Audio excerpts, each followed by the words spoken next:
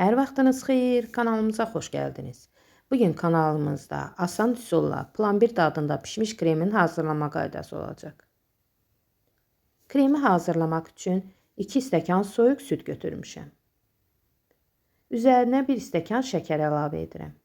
Şəkərin miqdarını 1-2 qaşıq artıra bilərsiniz istəyə görə. 2 yemək qaşığı da un əlavə edirəm. Unu 2 qaşıq qarğıdalı nişastası ilə də əvəz etmək olar. Çırpıcı ilə yaxşıca qarışdırıram. Un tam həll olduqdan sonra 1 ədəd yumurta götürmüşəm. Yumurtanı kənarda çaldıqdan sonra südün üzərinə əlavə edirəm. Yenidən çırpıcı ilə yaxşıca qarışdırıb qazanı ocağın üzərinə yerləşdirirəm.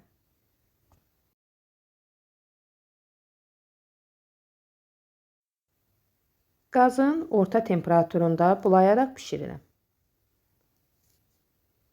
Qatılaşır. Qatılaşdıqda qazın temperaturunu azaldıram. 5-6 dəqiqəyə tam hazır olur. Ocaqdan götürdükdən sonra başqa bir qaba əlavə edib üzərini streç ilə örtürəm ki, üzəri qurumasın. 250 qram otaq temperaturunda yumşalmış kərə yağının üzərinə bir paket vanil əlavə edirəm. Mikserlə 5-6 dəqiqə çalıram.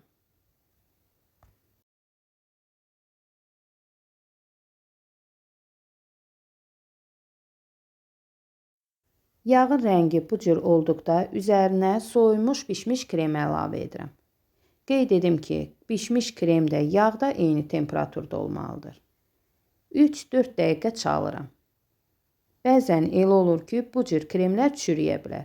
Daha tez alınması üçün mikseri söndürürəm.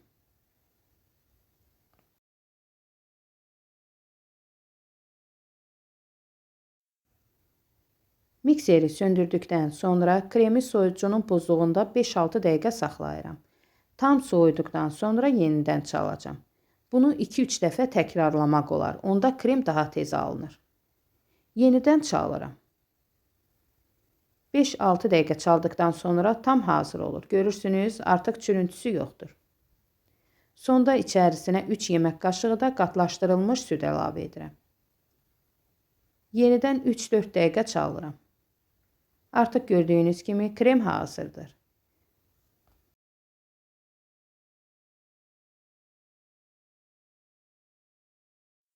Çox gözəl, dadlı, dayanıqlı krem alınıb. Bu kremlə müxtəlif tortlar hazırlamaq, hətta tortların üzərini bəzəmək də olar.